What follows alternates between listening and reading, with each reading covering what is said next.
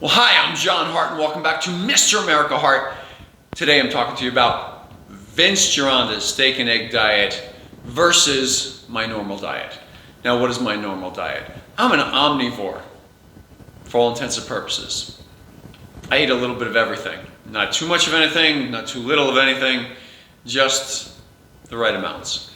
Now, of course, that's up for debate, right? I know a bunch of you are commenting down below right now on just the fact that I said that. But go ahead. I'd love to see your comments. I did the Vince Gironda steak and egg diet. It was famous. You know, back in the 50s, 60s, 70s, and 80s, Vince Gironda was, an iconic bodybuilder. He was in fabulous shape. He was in way before his time as far as being ripped to the bone, nice shape to his physique, and he was known for creating and helping to create other bodybuilder physiques, such as Larry Scott, the first Mr. Olympia, Mohamed Makkawy. He was also a top professional bodybuilder all throughout the early 80s as well. Now, these guys were just a couple of examples. Besides the actors and all of the people that he had affected over the years, he highly recommended the steak and egg diet. And the great thing about it was, being a lover of steak and eggs, right? If you are, the great thing about it is you have literally that great food every single day. And it does not get boring, okay? You can check down below. I'll put a link to the original video that I did on the steak and egg diet. You can actually see how I was doing throughout it. I linked together a few successive videos to show you how I was doing. And, you know, along the way, man, when it got tough, it was okay. It still wasn't so bad. If anything, the diet with the absence of carbs, but for every fifth day, my brain was level. It actually leveled me off. I have a tendency towards a little bit more aggressive a lot of the time.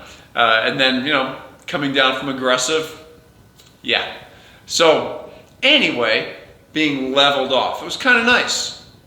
And being on that type of an eating plan, it did burn off body fat, just automatically, just by virtue of the fact there were no carbs, as well as the fact that the calories were fairly controlled. When you're eating high-fat sources such as steak and whole eggs, the fats in those foods, they give you satisfaction for hours on end. You do not have to have 7 meals a day. So I was running with 2 to 3 feedings a day on average, more towards the 3.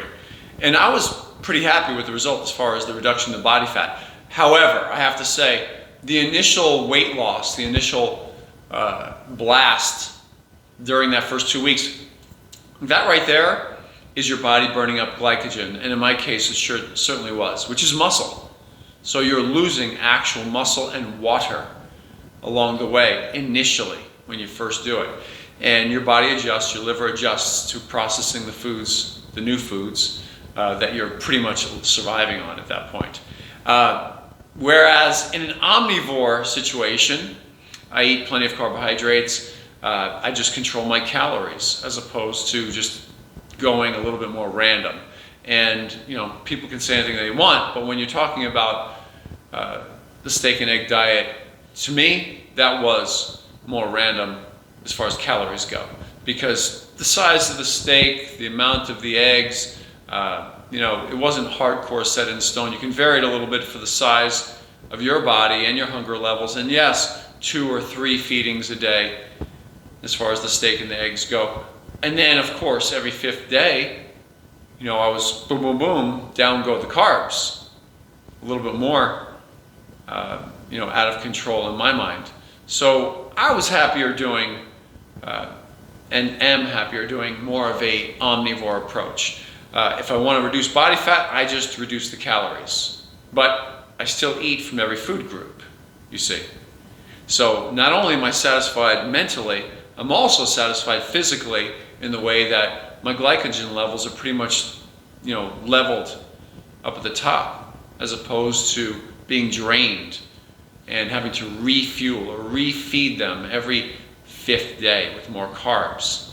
So that's something I don't like about it. So I gave you one good one. My mental state was very level.